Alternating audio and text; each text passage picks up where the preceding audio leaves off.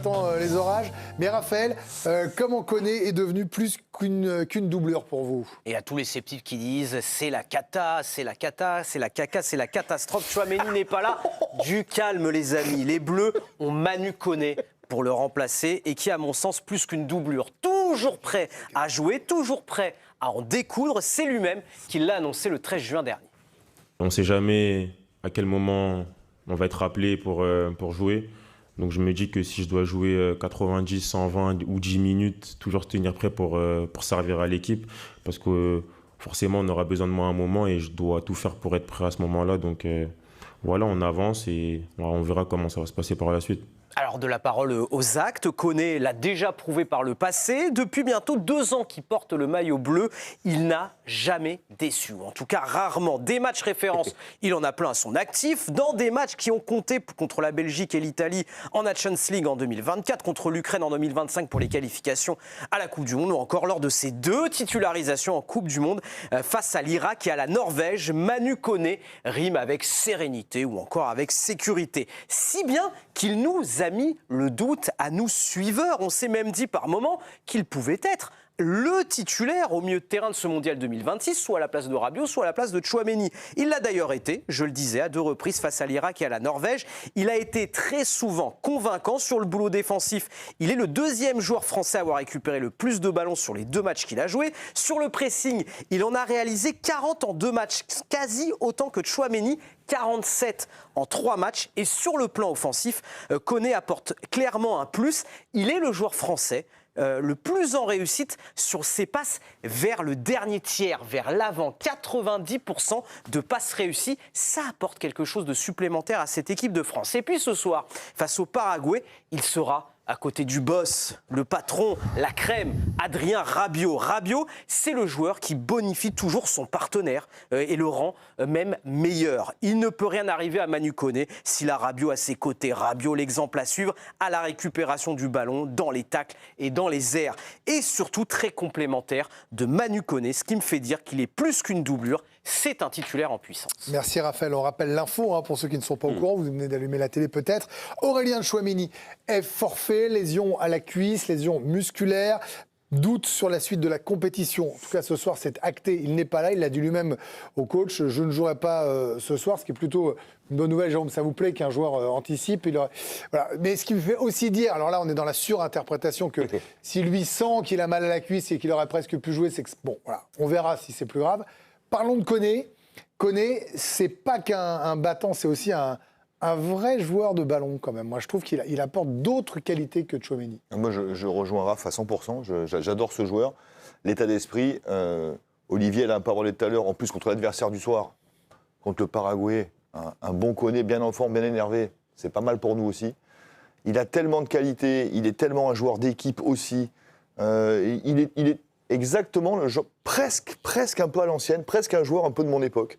Ces joueurs-là un peu rugueux, mais qui ont ce mélange de méchanceté, de talent et d'intelligence et de cuit-tout-boy. Il a tout ça, Manu Koné, pour toutes ces raisons. Alors oui, il faut bien choisir 2 sur les 3, parce qu'il y a pas 3 vrais titulaires en fait. Mais je rejoins Raph, il n'a rien à envier aux autres. Et tant qu'il y a Rabiot, moi ça me va. Alors Jérôme, vous connaissez Giovanni Castelli, qui est en direct avec nous depuis Philadelphie. Giovanni qui est au plus près du groupe. Giovanni, je vais vous mettre dans la sauce. Tant pis, c'est pas grave, vous assumerez, il vous restera 15 jours de compétition. C'est pas un furieux classe pour vous, Manu Koné, c'est ça ?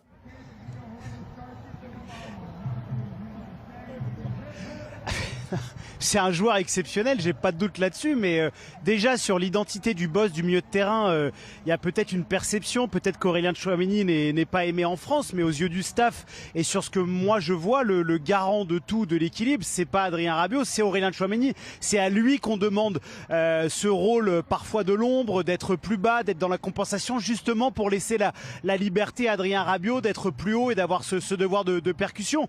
Pour moi, normalement, le vrai concurrent d'Adrien de Manu Koné, c'est Adrien Rabiot, puisque voilà, Tchouaméni, c'est le vice-capitaine, il est indispensable à cette équipe de France, il est indispensable dans ce rôle de compensation. Et quand on m'explique que le numéro 2 de l'équipe de France est absent et c'est pas grave, non, en fait, ça n'enlève rien à Manu Koné, et je sais pas. Et alors peut-être que parfois les clubs ça veut rien dire, mais vous avez regardé tous les matchs de la Roma cette saison, il en a manqué beaucoup par rapport à des blessures. Là où Aurélien Tchouaméni dans un Real Madrid qui était complètement en vrac a été été l'homme de base de deux coachs que sont Arbeola et Xabi Alonso, il a été très bon. Donc on peut faire un sport individuel en disant Koné est très bon, mais la meilleure paire de l'équipe de France et de loin, c'est Rabiot et Tchouaméni. Merci Giovanni, mais cela dit, moi j'ai vu beaucoup de matchs du Real. Je peux vous assurer qu'il n'a pas été bon tout le temps. Vous pouvez me dire ce que vous voulez en me parlant de Koné, mais la réalité, vous l'aimez bien. Attendez, je voudrais qu'on revienne sur l'image parce que derrière vous, Giovanni. C'était un des meilleurs, Greg. Derrière vous. Ah bah non, il est parti. Il y avait Loïc Tanzi qui a fait sa séance d'étirement. Il est passé évidemment devant la caméra. Il nous a fait 10 minutes d'échauffement pendant que vous parliez. Regardez, il revient. Il retourne. Regardez, un magnifique Loïc Tanzi. Voilà, regardez ça là. Extraordinaire. Ça s'appelle comment, karaté? Mais alors, je voudrais comprendre parce que je crois qu'il est aussi en direct sur le chat de l'équipe. Vos questions à Loïc Tanzi. Ah non, c'est fini, il vient de terminer. Voilà. Ces enfants doivent être très fiers. Voilà, on revient parce que là merci à Loïc Tanzi. Bravo à Jérémy Janagro qui zoome comme personne. Voilà, vraiment. Le lotus. Giovanni, on redevient sérieux 2 secondes. Merci à Loïc pour cette posture intrigante et gênante. Voilà, on est entre l'intrigénante. On est dans l'intrigénante. Olivier Bossard, fightez-vous avec Giovanni là. Expliquez-lui la vie. Moi, Koné, c'est un joueur. Je lui vois pas beaucoup de défauts en fait, et je trouve que c'est presque même un joueur sous-coté dont on parle pas beaucoup. Je le trouve très bon. Je trouve qu'il a un gros volume de jeu. Je le trouve très fort dans la récupération. Je trouve que dans les projections, il est sous-coté, pétard. Il est très bon. C'est le genre de joueur que je trouve même indispensable dans le football moderne. Je trouve qu'il est plus qu'une simple option en équipe de France. Il est quasiment un titulaire bis. Je trouve que c'est même celui qui a le plus bousculé la hiérarchie dans cette équipe de France. À un moment, et on pouvait se demander qui sera le remplaçant numéro 1 au milieu de terrain. On aurait pu se dire c'est peut-être Warren Zaïre-Emery, c'est peut-être Kanté. Finalement, c'est Koné et de loin. Et en plus, c'est quelqu'un qui sait s'adapter dans tous les systèmes de jeu. Oui. On l'a vu dans un 4-3-3, on l'a vu dans une pointe basse, on l'a vu relayeur. Moi, je trouve qu'il sait tout faire et il fait tout bien. Donc voilà. Justement, Manu Koné sous-coté, c'était un peu ce qui sort de certaines déclarations au sein de l'équipe de France. Déjà, il y a quelques mois, Didier Deschamps l'avait dit, ça a été repris par Aurélien Tchouaméni il y a quelques jours, et on a justement posé la question à l'intéressé. Alors, est-ce qu'il est sous-coté, le joueur de l'AS Roma? Je ne suis pas forcément le joueur mieux devant de la scène. Après, comme je l'ai déjà dit, dû à mon départ, on va dire prématuré un peu à l'étranger. Donc on va dire qu'en France, on ne me connaissait pas vraiment. Je pense qu'on a plus remarqué mes qualités dues à mes dernières sélections. Mais je pense que petit à petit, c'est un objectif où je dois peut-être balayer ce petit mot-là. Donc je pense que si je suis sous-coté, à moi de renverser cette tendance-là. Alors, Giovanni, vous voyez que c'est pas nous qui le disons. Deschamps, il a dit je connais ses qualités. Lui, il le dit aussi. C'est pas nous qui inventons sous-côté. Il est juste moins connu parce qu'on voit moins les matchs de l'AS Roma en France. C'est quand même une réalité. Et qu'il n'a pas joué au plus haut niveau en Ligue 1 et que forcément que c'est quelqu'un qui est sorti des radars du très grand public. Voilà, ça c'est une réalité, Joe. Non mais du très grand public je veux bien, mais a priori vu les sommes monumentales que vous déboursez autour de la table pour payer vos chroniqueurs, j'ose espérer qu'ils n'ont pas attendu que Didier Deschamps dise que Manu Koné est sous-coté pour le connaître. C'est un plan de communication, voilà, il est sous-coté, il est sous-évalué, c'est un ressort qui est gros comme une maison dans le monde du foot. Mais encore une fois, il ne s'agit rien d'enlever aux qualités de Manu Koné qui sont immenses, et je vous rappelle que sur tous les plateaux, quand il l'a sélectionné, Didier Deschamps l'a traité de fou, mais il laisse un tel à la cave, pourquoi il prend Manu Koné qui joue à Gladbach, qui joue pas tout le temps à la Roma. Donc c'est des débats interminables, mais la meilleure paire c'est Rabiot de Tchouaméni, vous m'enlèverez pas ça de la tête. Mais on n'a pas dit l'inverse, et Giovanni, vous vous trompez, ça c'est quand vous êtes vous autour de la table. Dave, la réalité c'est que ce soir il va falloir faire avec Manu Koné, et que finalement un huitième de finale sans normalement notre milieu de terrain titulaire, il y a d'autres périodes on aurait claqué des genoux. Ouais, bien sûr. Ça, c'est la réalité. Et là, je vois aucun de vous six claquer des genoux. C'est factuel. Non, mais c'est toute la force. Je ne vois pas vos genoux, mais c'est toute la force du vivier de l'effectif français. C'est-à-dire que par rapport à d'autres équipes où, dès que tu enlèves, tu vois, si l'Angleterre perd, je sais pas, Bellingham ou Declan Rice, ça peut être compliqué parce qu'ils ont pas trop d'alternatives. Là, on a quand même l'impression que effectivement, Manu Koné, sans être tout à fait au même niveau et sans avoir d'ailleurs tout à fait le même profil que Tchouaméni, dans ce contexte-là, d'une équipe du Paraguay qui de toute façon ne va pas monopoliser la balle, va être un peu recroquevillée, donc il faudra un peu aller l'agresser pour récupérer ses ballons et jouer vite. Il a un profil pour au moins ce soir bien faire le boulot. effectivement, dans l'esprit du staff des Bleus, la paire, il a raison là-dessus, Giovanni, la paire la plus stable, c'est Tchouaméni, Rabiot. Parce qu'ils se connaissent, parce qu'ils se complètent, parce qu'ils ont l'habitude du très très haut niveau. Ce qui n'est pas le cas de Manu Koné. Ouais. C'est un fait. Hein. C'est-à-dire qu'on en prend plein la vue parce qu'il y a aussi l'effet de. À chaque fois qu'on le voit, on en voit les bons côtés parce qu'on se dit mince, il devrait. Parce qu'il nous les montre. Il nous les montre, bien sûr. Mais c'est vrai que pour l'instant, et on sait comment fonctionne Didier Deschamps quand il est à l'embarras du choix. Combien de matchs de Ligue des Champions t'as joué? Pas beaucoup. C'est un des rares joueurs pour lesquels il ne s'est pas beaucoup posé de questions. Bien sûr, mais il n'est pas titulaire. Alors que d'habitude, il ne le fait pas. Bien sûr, mais il n'est pas titulaire. Bien sûr. Et je pense que malgré ses performances, il y a dans l'idée de Didier Deschamps le fait que Tchouaméni connaît le plus haut niveau et Rabiot aussi. Koné, il y a une incertitude là-dessus. Oui, mais ça aurait pu être à ce moment-là Kanté, qui le connaît très bien, et bien maintenant Warren Zaïre-Emery, qui le connaît même plus que Manu Kanté, mais ce n'est pas le cas. Bien sûr, mais Kanté, je ne sais pas combien de football il lui reste dans les jambes, parce qu'il n'est pas parti pour jouer.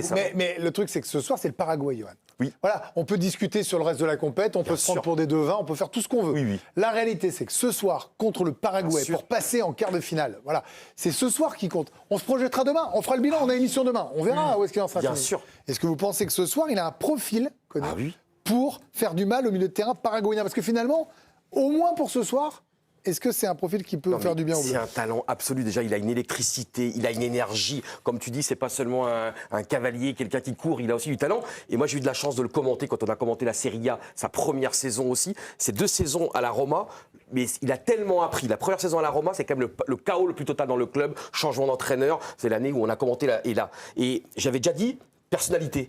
Très rapidement, il s'est imposé, alors que c'était compliqué, que c'était le feu dans le club, les entraîneurs sautaient, ça n'allait pas, ils étaient en perdition, et lui, il a contribué à faire remonter la Roma. Et cette saison, il a eu un entraîneur extraordinaire avec Gasperini, ils sont quand même, une saison compliquée, mais ils sont quand même arrivés en haut de tableau. La blessure du printemps, elle tombe pas bien. C'est ça, il y a eu des petits problèmes physiques, mais il a connu l'expérience aussi en Coupe d'Europe, tu accumules les matchs. Je trouve qu'elle tombe bien parce que ça l'a reposé. Il s'est imposé dans un club de la Roma qui est comme une poudrière en permanence. Là, avec Gasperini, il a tellement appris tactiquement, techniquement, les bases du football, les processus, et surtout, c'est qu'en équipe de France, il a une certaine insouciance. Il est insouciant, mais en même temps, il est très cérébral. Et moi, je trouve que ce soir, évidemment, ça fait la maille, mais il n'y a aucun souci. On va juste pas tomber dans le cliché match costaud, Manu Koné. Bien sûr. Il n'est pas que ça. Bien sûr.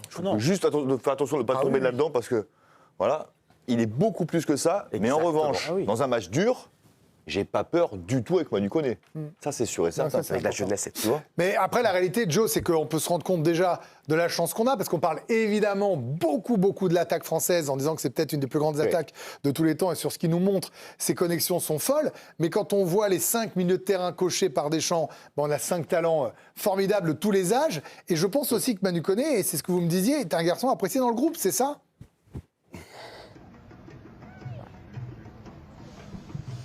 C'est un rouage essentiel de cette équipe de France. Il a une très bonne relation avec beaucoup de joueurs. Il fait un peu le pont entre les générations parce qu'il faisait partie des joueurs hors catégorie de moins de 21 que Thierry Henry pouvait sélectionner aux Jeux Olympiques. Donc il a déjà beaucoup de vécu avec les Ryan Cherki, avec les Désiré Doué, avec Michael Olise. Il s'entend très bien dans la vie également avec Aurélien Tchouaméni. C'est quelqu'un qui est très apprécié. Il a gagné sa place sur le terrain. Il ne s'agit pas de dire que c'est un bon camarade, mais ça n'enlève rien. Voilà, place essentielle dans le groupe France. Giovanni, c'est marrant quand même. Je ne sais pas si tout le monde avait bien vu venir l'importance de ces JO. Il faudra peut-être un moment en faire un thème ou quelque chose comme ça. Je ne sais pas, en vous écoutant, là, je vous relance, je sors 2 secondes de Koné, mais en même temps, il y était, de l'importance qu'ont eu ces JO, probablement pour ces gamins. Et quand on voit qu'ils sont une sorte de demi-colonne vertébrale de nos Bleus, je pense qu'il est temps de s'en rendre compte.